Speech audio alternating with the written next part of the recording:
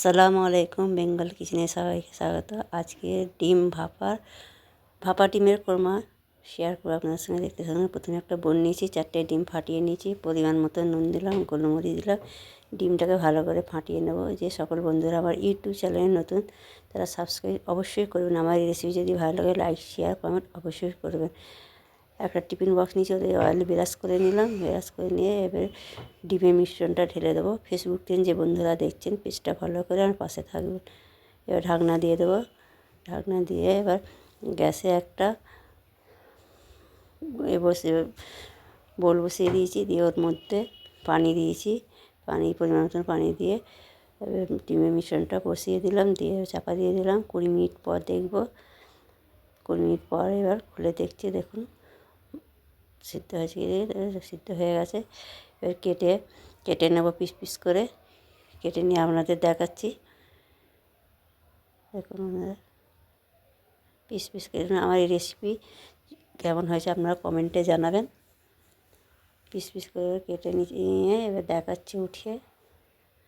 এই দেখুন, এবার গ্যাসে একটা প্যান বসিয়ে দিয়ে পরিমাণ মতন পানি দিলাম, গ্যাস জ্বালিয়ে দিলাম।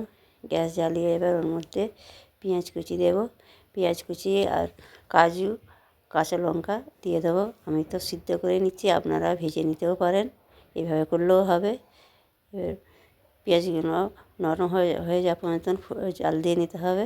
জাল করে নিলাম, জাল করে নিয়ে ঢেলে নিলাম। ওইটা মিক্সিতে পেস্ট করে নেবো। ওই পানিটা কাজে লেগে যাবে, সাইড করে রেখে দিলাম। এবার ওই প্যানে অয়েল দিলাম, দিয়ে এবার লং, এলাচ, দারচিনি, তেজপাতা একটা দিলাম, দিয়ে হালকা ভাজা ভাজা করে নিতে হবে। হালকা ভাজা ভাজা করার পর এবার যেই মিশ্রণটা পেস্ট করে রেখেছিলাম ওইটা দিয়ে দেব, দিয়ে ভালো করে কষে নিতে হবে। আমার এই রেসিপি এইভাবে আপনারা বানিয়ে দিয়ে অবশ্যই ভালো লাগবে।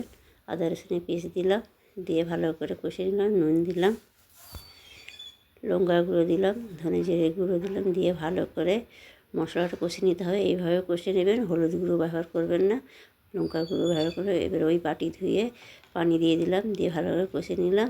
অল্প চিনি দিলাম। কষানো হয়ে গেছে, এবার ওই ডিম ভাপাগুলো দিয়ে দিলাম, দিয়ে ভালো করে কষে নিতে হবে। মশলার মধ্যে ভালো করে কষে নেবে। কষানো হয়ে গেছে, পরিমাণ মতন পানি দিয়ে দিলাম।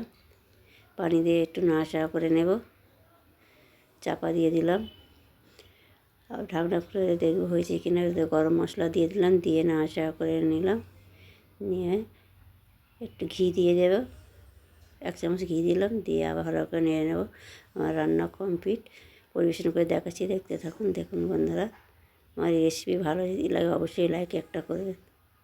কতটা সুন্দর হয়েছে দেখুন, দেখেই বুঝতে পারছেন কতটা সুন্দর হয়েছে। হেভি টেস্ট হবে। এইভাবে বানিয়ে দেখবেন, অবশ্যই ভালো লাগবে। আপনারা ভালো থাকবেন, সুস্থ থাকবেন। আল্লাহ হাফেজ। ফিরে আসছি নতুন ভিডিও নিয়ে।